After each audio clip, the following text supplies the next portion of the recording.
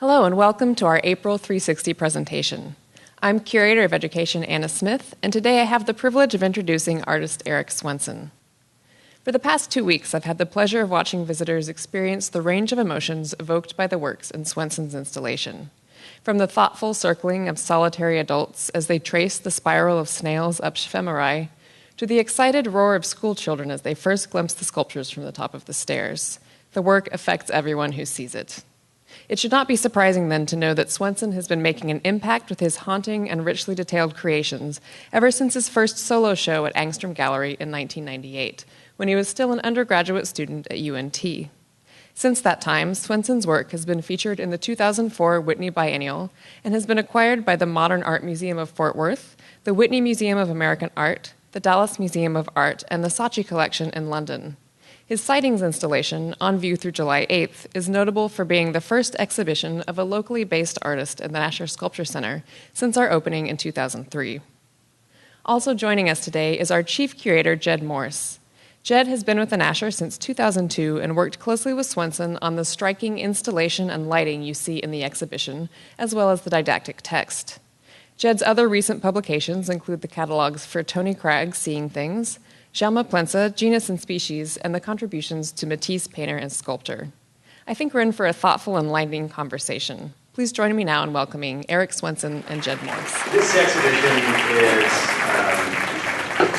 it's a really wonderful moment for us.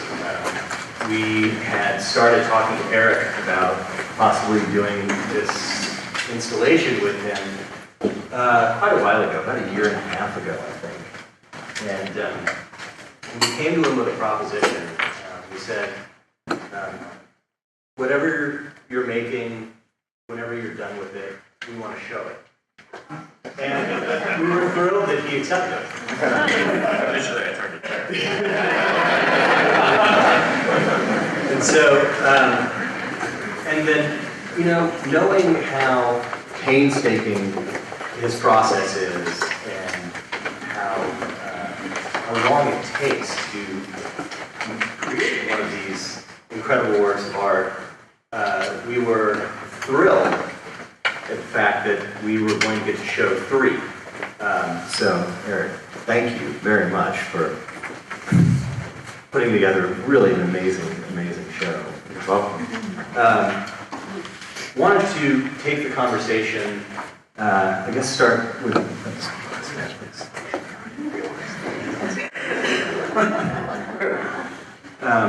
wanted to talk a little bit about not only the works that are on view here at the Sculpture Center, but also your work in general, and thought it might be best to start taking a trip down memory lane.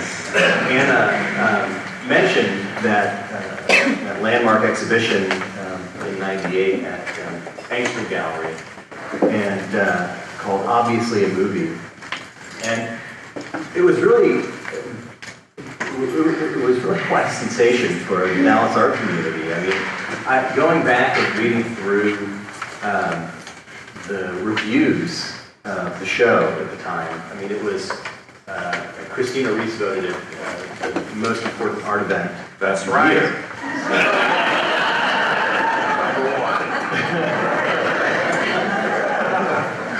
And so I think it captured the community's imagination because it was fresh, it was lively, it was engaging, and it was mysterious and a little odd, you know. I mean, one of the things that almost all of the reviewers struggled with was how to describe the things that they were looking at. The piece that you see in the background of this photograph is a work called Edgar. And no one really knew, and no one could really tell what Edgar was. They knew he was some kind of four-legged animal. But, you know, he's coiffed like a French poodle. And so, you know, with the title, obviously, a movie, did that come in after the installation?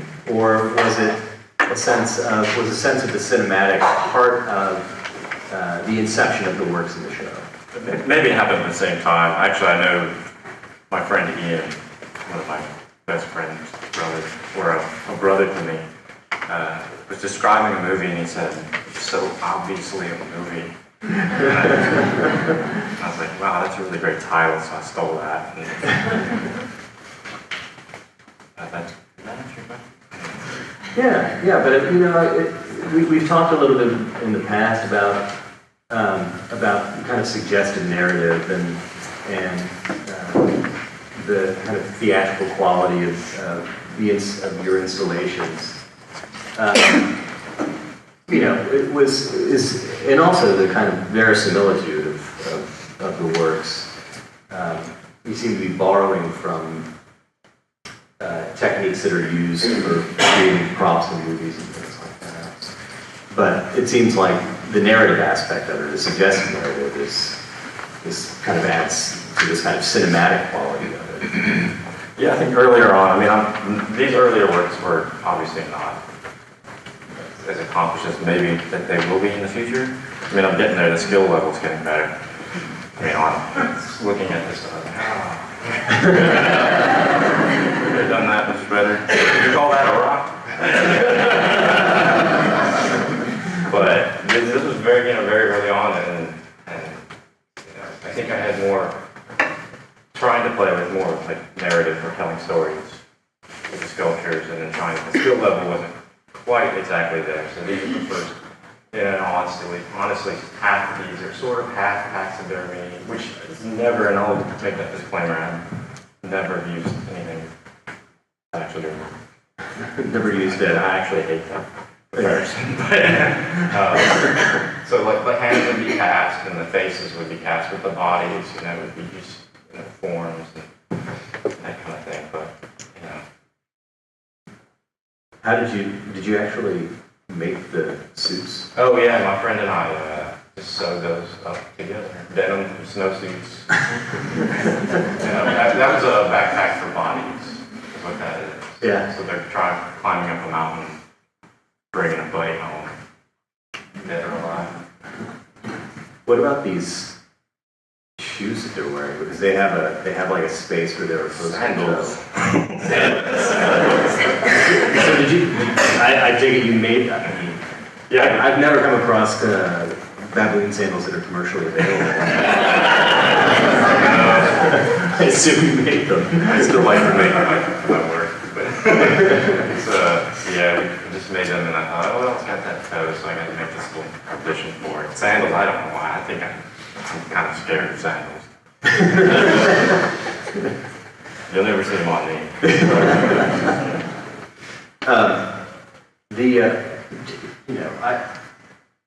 I kind of like the mystery of not really knowing what is going on, being able to read it clearly, and not really having any idea what that thing is, what Edgar is.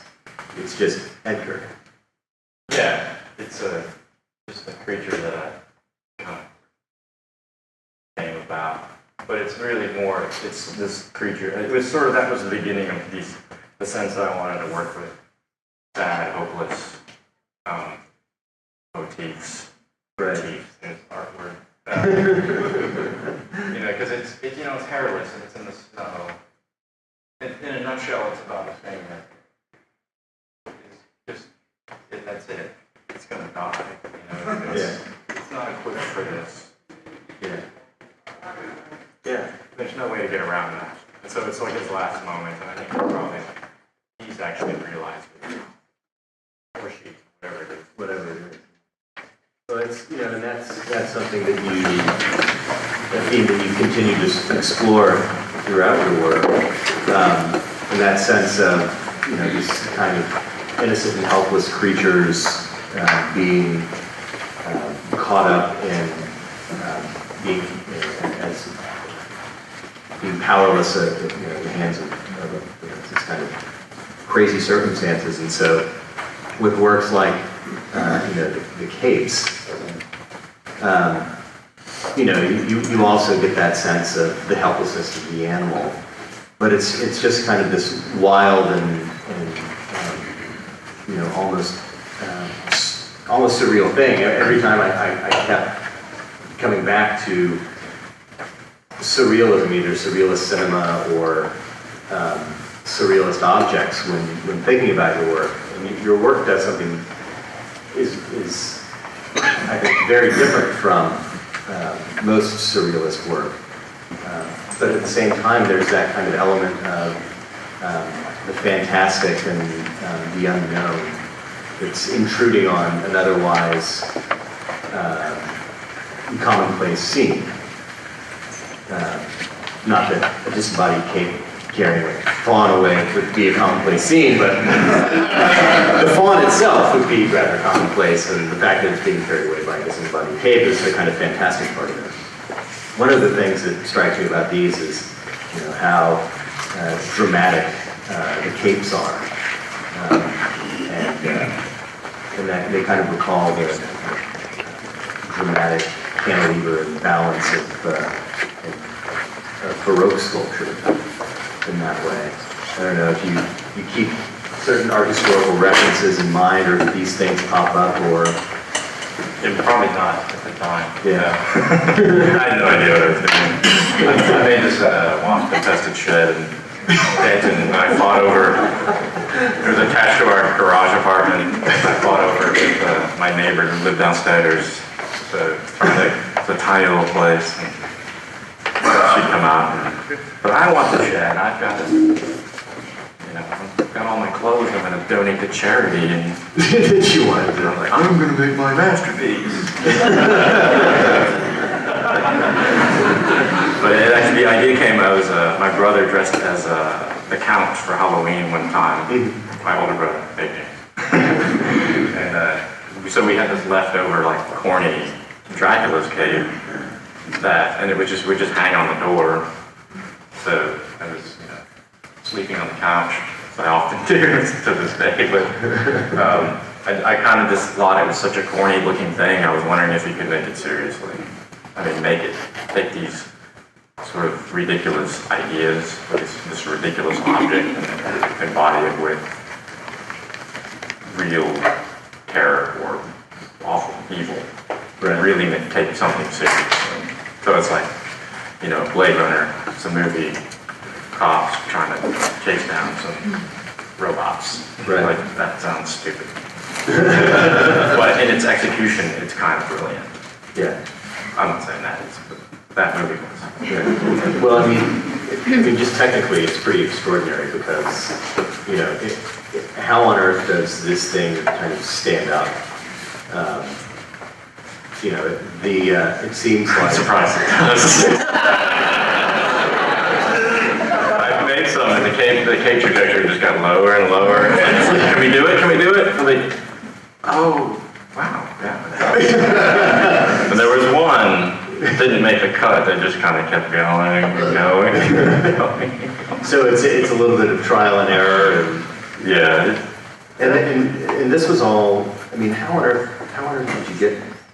did you get it to feel like flowing fabric? I mean, it's cast resin, right? Right. It was all sculpted, and then take a mold off of that, and then you brush in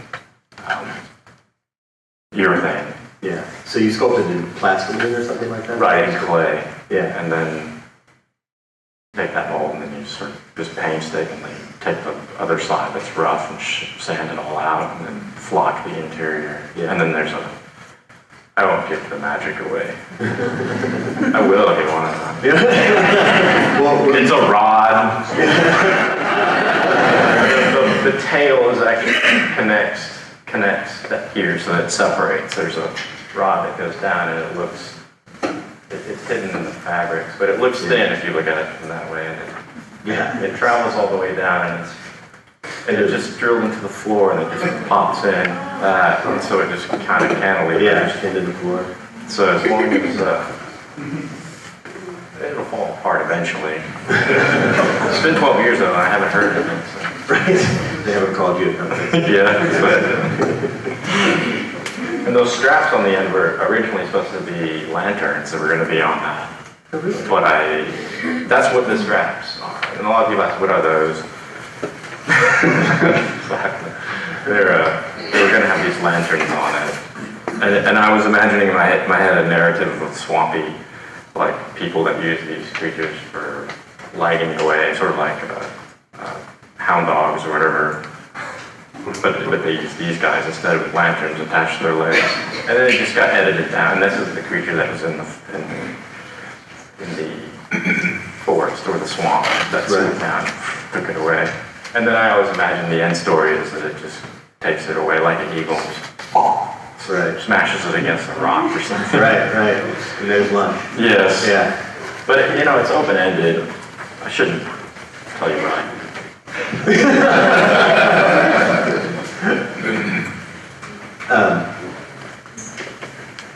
Yeah, no, I mean, that's the beautiful thing about it, is it is this kind of mysterious thing, and you kind of project your own stories onto it. Yeah. But it's really wonderful to hear yours. So, again, one of the other themes that seems to run throughout your work is this kind of these odd intersections of nature and culture. Whether it's this kind of disembodied cave here, this beautiful oriental rug that the young buck is kind of rubbing its antlers on.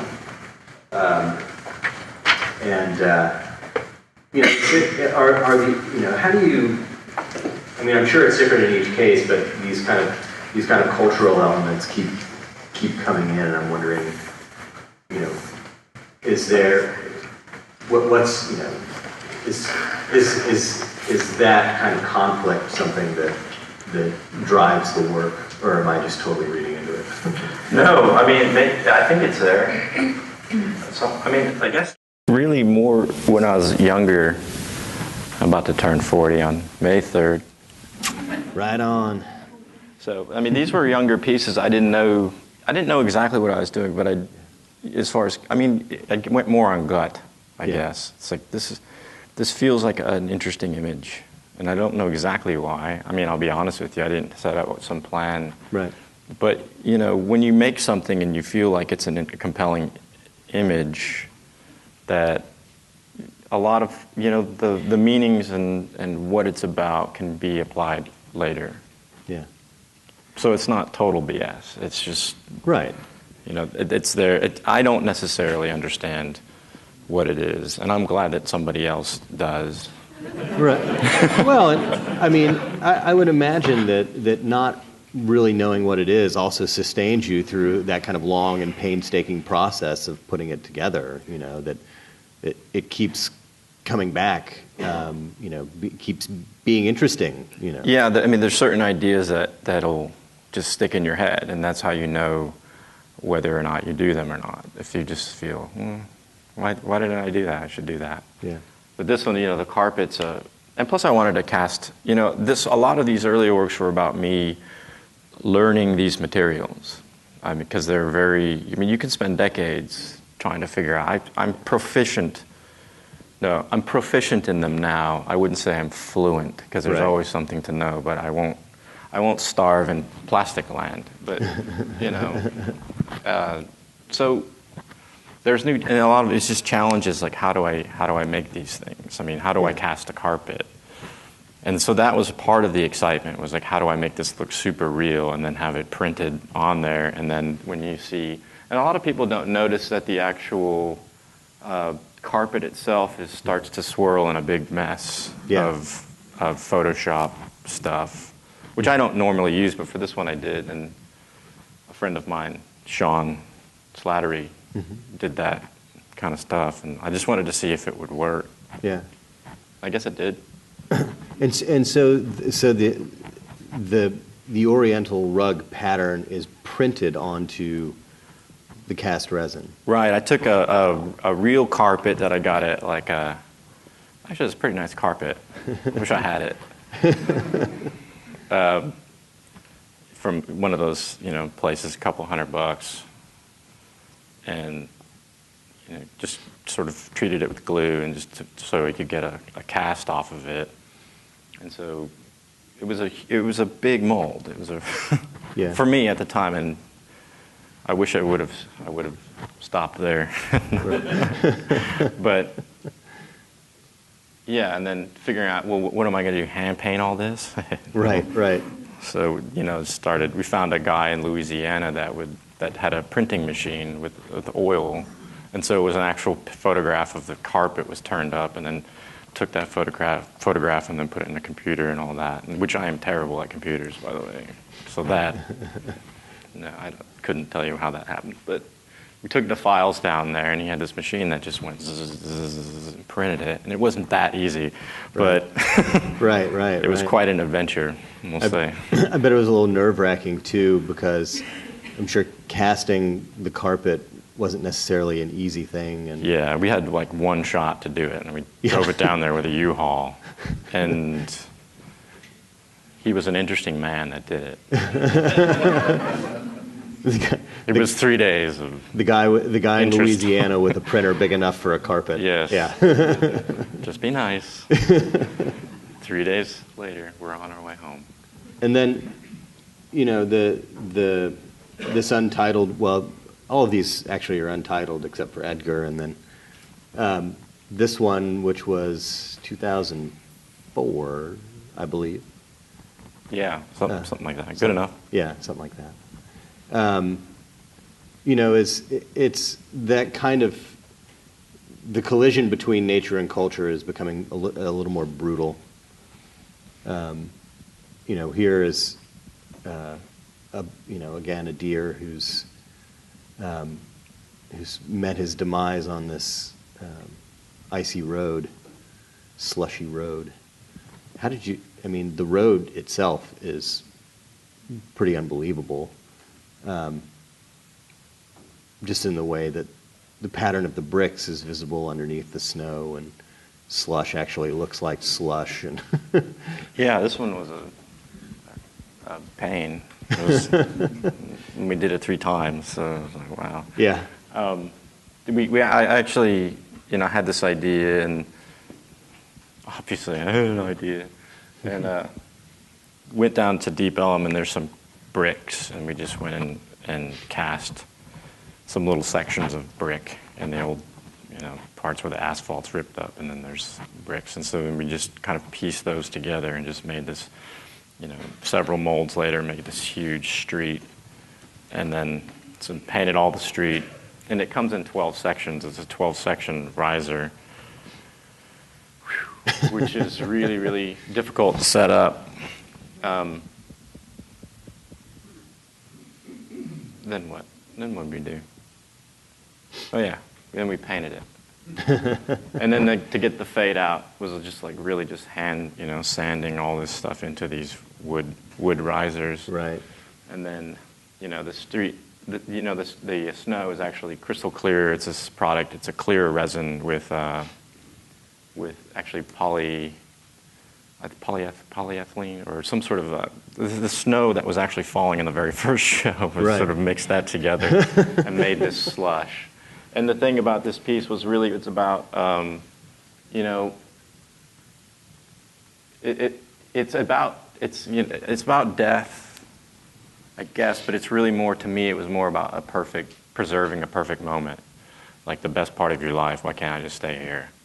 And it's about a frozen thing, and all these people walk around. You can see the more snow is in the center, and as long as you leave it alone and don't screw with it, it can stay that way. And as it rains more and more, it just becomes this kind of a pretty sculpture in a way. It's this real kind of neat piece of ice. And I think after I started doing this, I saw this thing on an atoll island that was where Japanese warships would big battles were fought down there, and then they sank, and so it was all this war, and then all the corals would grow on top of them and just become this kind of beautiful, really, coral couldn't ask for a better place to make its home.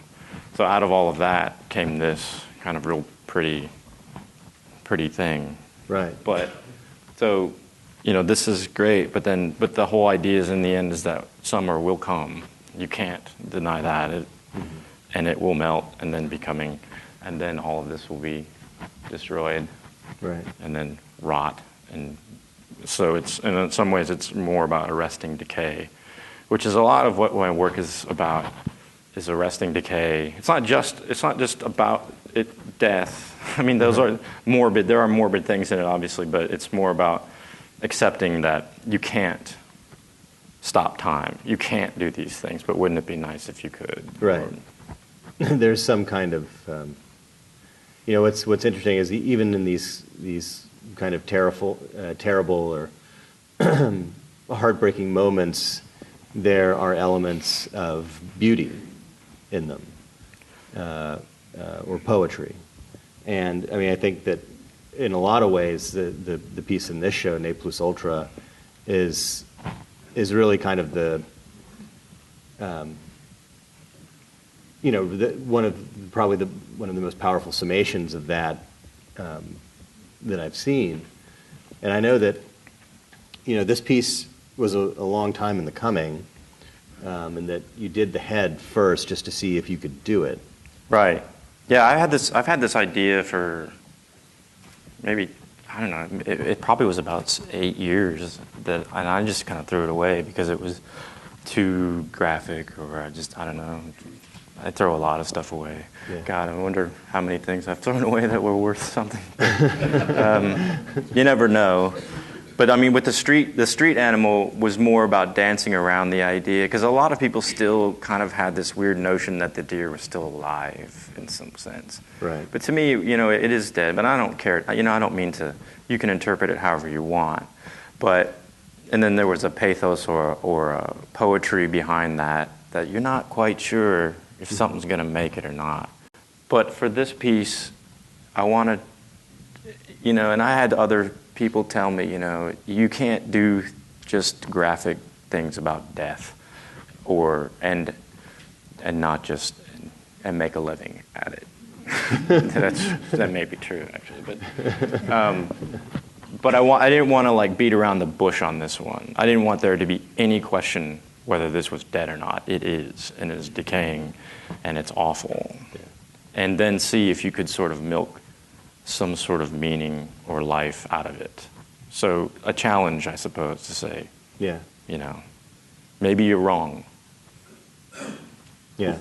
I mean, this is, continues a long and illustrious line of artists dealing with the finality of death and trying to find some kind of way to transcend it. And so these objects work as memento mori in a completely new and different and amazing way. The thing about Ne Plus Ultra, of course, that helps get the viewer, as long as they are daring enough to come close to this horrible looking thing, and I mean that in the best way. I toned it back. I swear I did. Then they see. Death is nasty. Then at least they're treated to this revelation of these intricately carved maps on the bones. What we had talked about this before, and you said you were looking at old scrimshaw, but also old nautical maps, and some of them are real, and some of them are imagined, essentially. Where was the combination of the real and the imagined important for the maps? No, I don't know. I mean, they had to look kind of cool. But, no, I mean, I wanted that feeling. The whole point, the thing is that it's about the scrimshaw is, if you see a bone and there's scrimshaw on it, okay, that's neat, but that's not really, that is a certain whaler's art form. Mm-hmm. But this is, the fact is that it's under the meat. It is in the bones. It was with this thing when it grew up. It is part of, it is its life story in a sense. Mm-hmm. And maybe as it grew up and it became larger, the maps and the stories become more evident of what his So metaphorically, if you want to say all the cliches, like our lives are in our bones, it's written on our faces, all of these things. So it's a roadblock, in a sense. It's graphic because that is the truth. That is what we all become, no matter what or if you're cremated, you become something probably more manageable. But this is a fact. This is nature. My lady friend and I were watching that Frozen Planet show, and this is kind of it kind of struck me because there was a pack of wolves going after some buffalo, and and I was like, oh man, damn those wolves, leave them alone. But the thing is that her reaction was, tell me when this is over. Right. And I said, well, okay, I'm not going to force you to look at that if you don't want to. This buffalo is going to die. But 12 wolves lived, and a whole herd of buffalo got away. So out of this one became this beautiful life cycle that sort of the Spock mentality, the needs of the one. And it reminds me of like maybe it's my response to one of my favorite movies, and I do use cinema, and I do like cinema a lot. I'm not brave enough or probably smart enough to actually make an entire movie, but I may be able to make a little vignette and then allow you to do the rest of the work.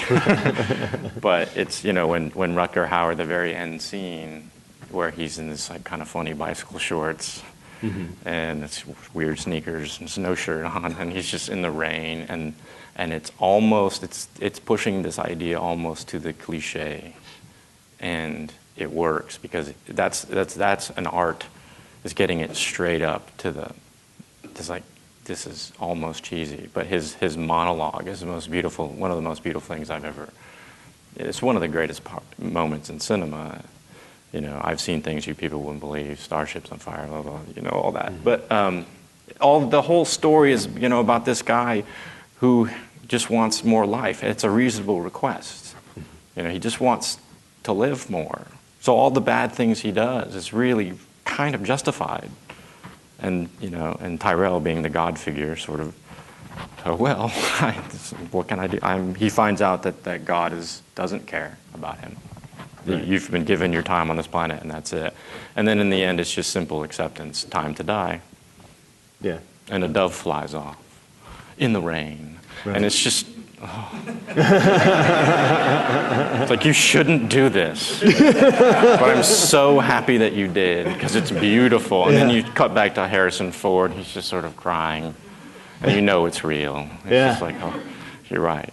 It's broken fingers. He's always got broken fingers in his movies. Yeah, or something. Always. Or he's bleeding into a sink or something. So this was sort of my sentiments, and I don't know if that's where it came from, that or this, but it's it's those are the things in movies and the unfairness that I'm attracted to. Yeah. The honest time to die. There's nothing to say. There's nothing you can do about it. It's just the way it is. Right. And hopefully you can find some sort of poetry, or, I look at photographs in an antique store, and I'm like, who are these people? Just boxes, and like, just in the end, like, who the hell? What is our existence on this planet? I don't have the answer for it, but so you got to stick your nose up into this. You actually have to see this horror. You watch the news. The news is horrible. Life, for a lot of people, is a constant emergency, and it's awful. And then you get to go in there and you see there's a story behind them. Then it's all maps and coastlines with little towns and places for it to, that it went. Yeah. And there. Well, there, the text is almost illegible, but, there are, it looks like names on here. Yeah. They are names. Some are real. Some are just sort of made up, and the ship. It's got real traditional nautical motifs. Yeah. I wanted to, we published these in the brochure, the Sightings brochure that goes along with the exhibition, And I think it's the first time that any of the process photos have ever been published before. And so I wanted to just kind of walk through it so that people had a sense of, I mean, exactly what you have to go through to make a decomposing deer carcass with scrimshaw bones. Sounds simple. Yeah. But basically you started with this, which was... Right, this is not one of my prouder moments, but got a real skeleton online, and it's had that shipped to us. Yeah, from a scientific supply from a scientific, shop. and you can just buy, you can buy whatever. Sure. On the internet. Oops, sorry. So that was the real skeleton, and then basically had to start there, and this is all the molds that are involved in casting every bone. And every bone, because we're not really entirely sure what's going to get scrimshaw, what's not, and then so each one of these bones are poured, so you'll basically have like 3, 4, 5, 6 plastic skeletons in the end. Some of them will work, some of them won't. And so that's the plastic cast of it, and then there's, it sands all the legs and the skull and everything, but now these bones are ready for the etching process that goes on. So each bone, each rib gets a wave etched on it, and these are the finished ones, but there are many, many, many, many, many, many failures that it didn't come out right, so you throw the bone away and you cast it again until you get that bone. Mm-hmm. And that's true of everyone, except for the vertebra. But essentially, you cast each one of the bones individually and then assembled the skeleton. Right, in the end. And yeah. Sort of when we got to the scrimshaw where it all needed to be, mm-hmm. I mean Elliot Johnson, and at the time it was Brian Campbell also. I had 2 assistants, but I have, Elliot. I don't like saying assistant. I've never liked saying he's an awesome guy. I have my confidence sometimes when I don't have any.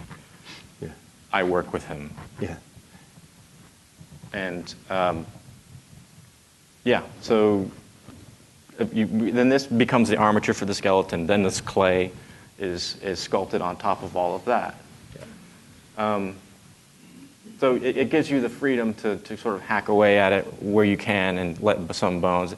And I just have the theory that if the more you have underneath, and you wouldn't always make a sculpture like this, the point is that it has to be in the final molds. The actual scrimshaw has to be. You have to take the mold or the impression of that. So in your final pieces that you have, the scrimshaw is there as well. So So in the end, so then there's this. You sculpt this, and then this is a part of a mold process. Then you have to actually.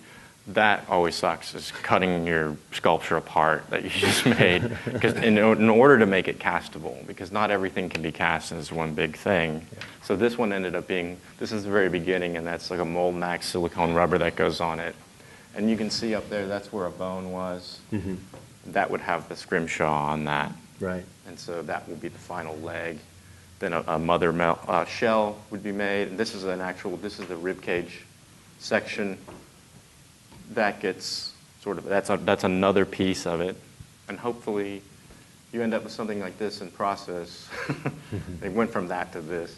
It was a miracle. Instantly. But you get all these parts together and then you stick them together. So it's like making, I said this because I was in the paper. It's like making a model kit, but you're making all the pieces yourself. Right.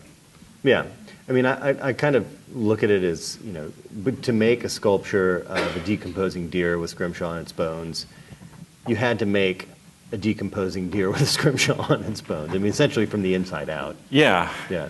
Yeah, and it was a challenge because it's like 13 parts, and some of these parts to get out of a mold are very, very, very, very. It's difficult. It's difficult. Yeah. But it turned out pretty cool. And then, there's the experience of it, which is a pretty extraordinary thing. And we had talked about wanting to show it in its own space. I mean, because it is such a powerful object, it really needs its own space. And wanted it to be at a distance so that you had this kind of approach from a distance. There's that kind of theatricality about it.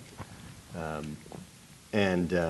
mean, as if you're coming across this thing while, walking through the woods at night, and then a clearing in the trees reveals this, decomposing deer in the moonlight. Yeah, I mean, that's the thing. One of the things I liked, I've always sort of displayed things on, obviously, like on a white sort of blankness, but that's, and that's very typical of what people do to display an object, because it's, it's just what you do. Yeah. But to me, it's more of like an indication of this is another place that if you want to imagine it somewhere else. And the room, which I like this, it'll probably never, ever be shown with so much room and the most perfect way that I want it to be shown, meaning you walk around the corner, and if you're alone, you just kind of get hit with this specter of death. Yeah. But with something hopeful, and I stress that, hopeful in the end. Yeah. It is more, it's a very positive, uplifting piece. It does, well, I mean, it does, I mean, it takes your breath away. And every time I know it's there, and I know I've seen it 100 times, and every time I walk around the corner, it still takes my breath away. Thank you, Jed. I walked in, what is it? Oh, that's neat. Yeah, yeah. You hadn't seen it in a while. I haven't. Yeah. It still hits you. But I love the idea of allowing it to be just open, allowing it to just have so much space around it, yeah, and not cram the space full of stuff. But then as you approach and walk around it, you start to see all of the details. And I included all of these photos just because, they're pretty extraordinary, and you get to see, because you can hold it still and your eyes aren't constantly moving, the amazing kind of variation in textures and, from, desiccated bone and antler to that kind of greasy, rotting flesh to, that really pliable, hairless skin. And then, one of the amazing things, like, yeah, here, this is just muscle, muscle and tendon, and then detail of the scrimshaw, and that kind of its mouth just laid open. Yeah, it's got the smile. Yeah. Death. And then what is amazing is the kind of skin on the nose. Thank you that for wrinkly noticing. Skin on the nose. It took me a while. Yeah, I bet. I mean, my God, it's like, and yeah, where it's kind of slack there, but then the nose itself, which is so kind of bumpy.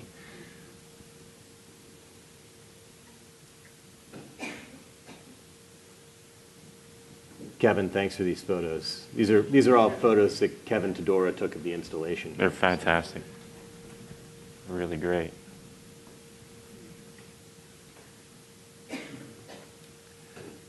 Okay, now we jump to this.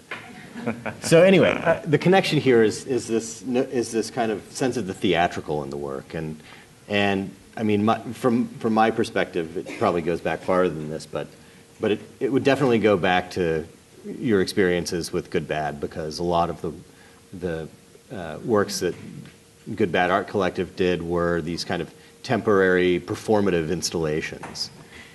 This is a document of a installation and performance at the Arlington Museum of Art called "We're on our way to dinner, but we have to pick up something first." And what you see here are kind of four little vignettes. And Eric, explain what this installation was. Yeah, well, I mean, so Good Bad was this arts group, and I won't go too far. There's amazing people, great friends. Some I'm not in touch with, but it was an amazing time where we actually learned how to make art and shows. It was sort of a grad school in a sort. We were making, it was a lot of fun. It was really, and it was a lot of not fun in a lot of ways. It was a lot of hard work, and it was how to make things happen with no money. And it was a fantastic experience. And this was one of the shows that happened, was called that title, but our working title was called Pena Heights. That was the name of the apartment complex that we built in the mezzanine. Good, bad. One show that makes sense about the scale, we did a show at Diverse Works. It was called Very Fake But Real. And the show was just, their space was just as huge as a basketball court. It's like, oh, well, how the hell do you show anything in here? It's ridiculous. And we're all kind of used to showing in our little crappy building that we had in Denton. So, well, the logic is, well, we'll just make our building in their building. So it was just the entire Good Bad was recreated inside of their huge building. The Good Bad studio was so we could feel more comfortable inside. Well, it's just a show here in Houston, in Denton. Anyways, then we had all this other space around the edges. So what do you do with that? Well, you turn it into a roller skating rink, of course. You know, art should be fun. And that was a lot of the things that art Good Bad was like, we understand that art is competing with a lot of things, movies and music, and art can be boring sometimes. So, like, you know, spice it up. Or at least that was our theories at the time. So make it entertaining, because in a sense we're just entertainers trying to capture someone's attention for a couple minutes. Yes, a couple minutes. But so this piece was, we built an actual apartment with a patio up top, and someone would come down and give you, here's the key to your apartment, 2B, and then you went upstairs and there was a receptionist's office and all of this, and they would say, and there's a big banner on the back that says, let's move in together. And then you would go in, and you'd go into this actual door, and it would open, and it would close behind you. And it was weird because all the noise in the opening would just quiet. And then you're just in this hallway, and it was a totally separate place with doors on every wall. And then you see, oh, I'm apartment 2B. So it was a real kind of amnesia. And then there's, your mailbox, like with your mail in it. And then you go into this main door here. And then you go in, and there's a surprise birthday party for you. With your name on the cake and your name on the banner. And it takes about, surprise, 30 seconds. Now go. And then we just ushered you out. And then in the end, we went through maybe, 100 some odd people that evening. Took a photo of each one of them when they walked in the door and yelled surprise. We would kind of get their name and then radio it in real quick. And every night we just change the name on the cake and change the banner. So it was a personal surprise party for you. Yeah.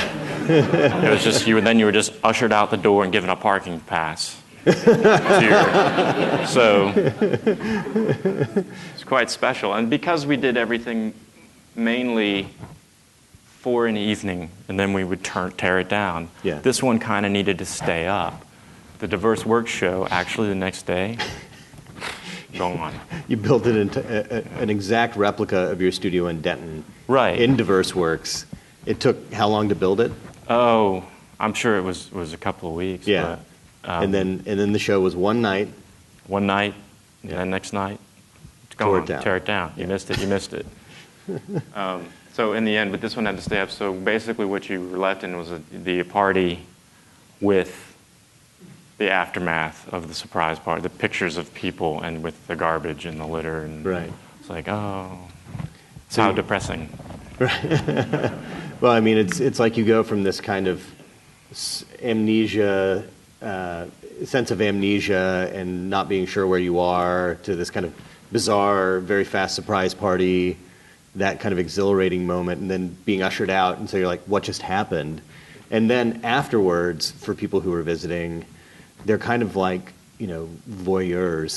They're like being allowed into someone else's apartment, and then they see like all of their friends' photographs arrayed on the refrigerator, like this person has lots of parties for people. Yeah, and it's even creepier.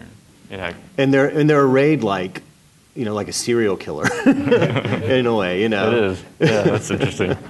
So there's also that kind of, the aftermath is this kind of unsettling experience as well. So this was a great, experience in my life, and I met so many people that were. I mean, a lot of people went through good, bad, and just. Yeah. There were a couple of things about this that you talk about in terms of like, the kind of challenge of doing something new and pulling it together quickly without any money, but then also the kind of dedication to quality and wanting the experience to feel real. Right. It's that kind of dedication to quality, wanting the experience to feel real, I think, and also the kind of the theatricality of it, the kind of performative aspect of it, that you really took on and carried over into your work individually. Yeah, I think I picked up some tricks. Yeah. Wanted to go through some of the process photos of the other works on view, and the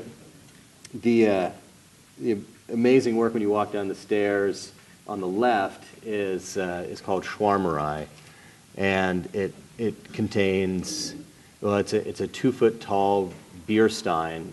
It's not an actual Beerstein, you'll see. 5 liters. It's a replica of a 5-liter Beerstein with how many handmade snails crawling all over it? On that one's probably about 700 to 800. I'm not quite sure. It's hard to count after a while. And so these guys served as your models, is that correct? Yeah, these were the original guys that gave their lives. Is it hard to get them to stand still and pose? Well, at least they don't move fast. All right. No!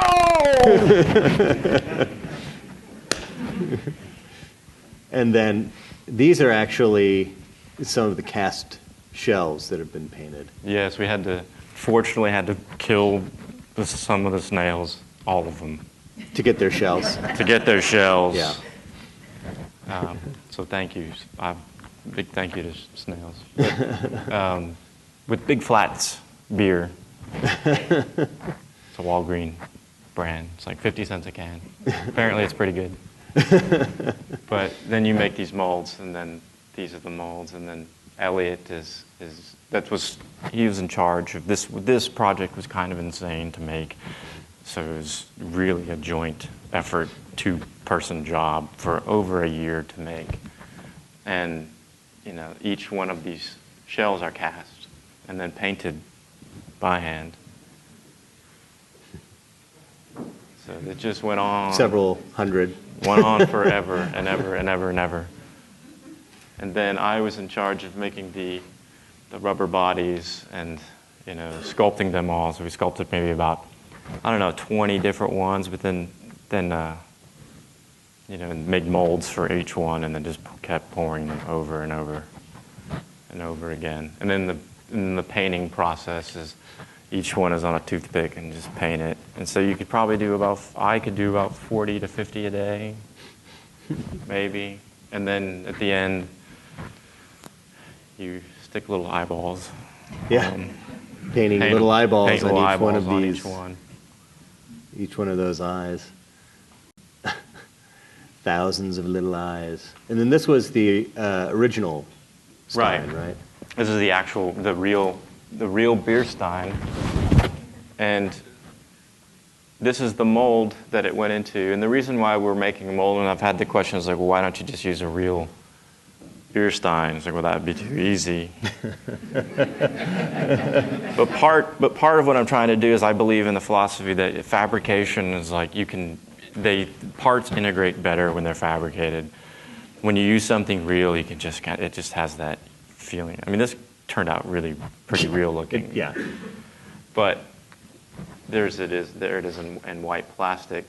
But the thing is, what we wanted to do, because the end finale of the piece was a black hole. So the entire bottom is bottomless, and it goes down into sort of infinity, and then it just. So that is the shwarma, or the as it falls in, goes away into oblivion. So that's, and there's the beginning of the paint job on that. And that's a lid, that's a cast lid. And then the final. Yeah, these are, I wanted to show these because you can't see them. They're covered with snails. Like this particular figure on the Stein, you don't see this guy much either, the falconer. Yeah, yeah. But you do see, the couple. The point. Yes. See, that was a real tragedy to me because we did such Ellie did such a nice job painting it. I was, oh man, it was really like, I don't want to cover that up, but it's like, well, that's the idea, I got to, so, And so in the end, that's what that is. Yeah. So and it has, this nice kind of spiral going to the top. So shwarma means unhealthy sentiment, and that was a title that Elliot came up with. I didn't even have time to throw my stupid ideas in. It probably would have called Beersteins and Snails 1. But he goes, I just yelled down. It was interesting how this idea came about because I was really struggling for something to do that wasn't going to be this massive undertaking. So I just yelled up to the crow's nest, what about Beersteins? Because, I've been thinking about Beersteins a whole lot. So, I wanted to make stalactites, Beersteins and stuff. But I never could really figure something out. Because I tend to catalog different things, and then sort of like they'll come back. Oh, and these are sort of like A, B, and sometimes you're missing B, but B pops in, and then you're like, oh, okay, that's an idea. So snails, what about, we'll just make a big Beerstein and have snails. Oh, that sounds really good. And I think you should call it, and it was literally within like 15 minutes. And he went back on the computer because he had went to Germany recently and said, you should call it shwarma. I was like, well, yeah, I should. And it kind of happened with Ne Plus Ultra as well. Because obviously in the past I've never really been good at titles. Uh-huh.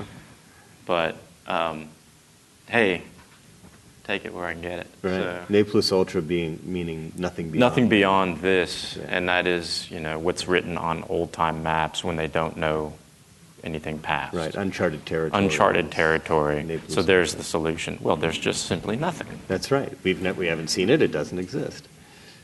And so again, these are just some detail photos of the piece, and it's amazing because there are so many different kinds of snails in this, and each one of the shells is individually painted and has its own character, and the ridges of the shells are so clear, and the kind of sliminess of the snails is really amazing.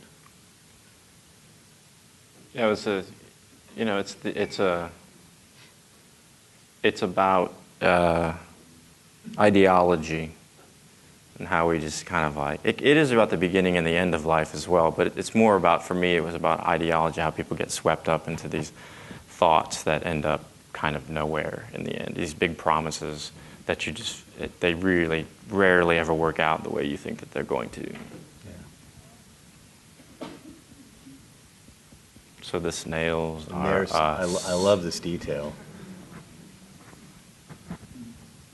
The guy who's about to get his drink. Yeah, one dude. There's your reward. Yeah, sucker.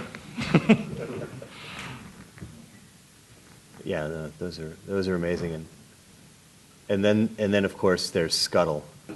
Yes, I actually really like this piece a lot. It's pretty unbelievable. I think I have a processed photo. So just so you know, okay, that thing that looks really kind of meaty and juicy and fresh out of the ocean, went through several very important processes to get to that point. Yeah, this is something I've been working on and off for. This didn't take, but I resculpted it like maybe 3 times because I couldn't get it quite right. I had, I try not to put any kind of sexual imagery in work because I don't find that all that fascinating, and I try to avoid that as much as I can. But when you get into gastropods and things like that, it's difficult. It really is. It's like, man, Another vagina. Oh! So I tear it apart. And so I made a fair compromise, and this, you know, so if you want to see that, fine. But it's not, it's, you know. Anyways, but it's this, you know, I was just messing around with the shell, and so like, well, what if this gastropod was just, then the title of the piece, you know, is scuttle, which is a nautical term for sinking your own ship, so other people can't have it, the enemy or whatever, because on the high seas, any abandoned ship is a free-for-all. You can have it. Just, you know, great law. But, so it's wrapping around its own shell, and what it's doing is crushing, it's imploding itself. And I think a lot of these things are kind of self-portraits, and I don't want to admit some of these things, but they probably are. It's all filtered through me. I mean, so it's got my garbage has to come out on it somehow, but, you know. Yeah. The one really nice detail, which we noticed only after we got it in and put it under the lights, is how the shell is translucent, and so you get that kind of reddish glow of the light coming through the shell. Yeah, it's a neat. It doesn't have eyes or a face, so it may be harder to identify with, but it's about, I guess. I promised myself I'd never do this. My work is about. It's kind of self-destructive in a sense, you know. Or sadness. Just fed up. Yeah.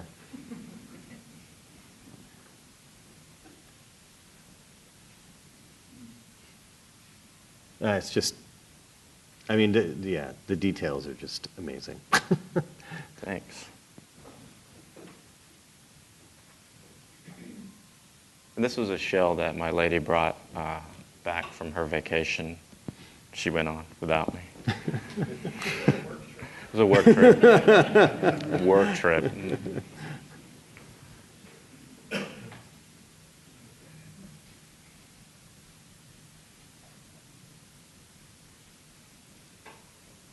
I forgot how many of these I put in here. I put in a lot. I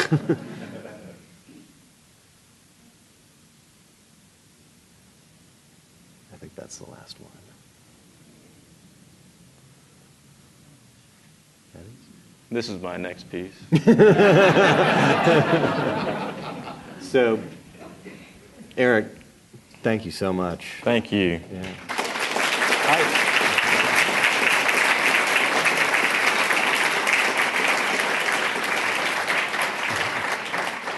I want to, just for a second, I have not had the opportunity to thank some people.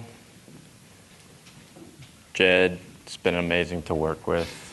Really, really was fantastic and an honor to be here. You know, lady, for putting up with my garbage for the last year. Artists can get really cranky and down. At least I can. I'll just take responsibility for myself. Anyways, and, you know, tally done. Thank you.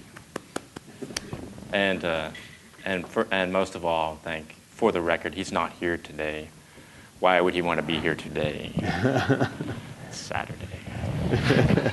Elliot Johnson. Yeah. It's a fantastic man I've worked with for a very, very long time. And for the record, thank you. Yeah, absolutely. Well,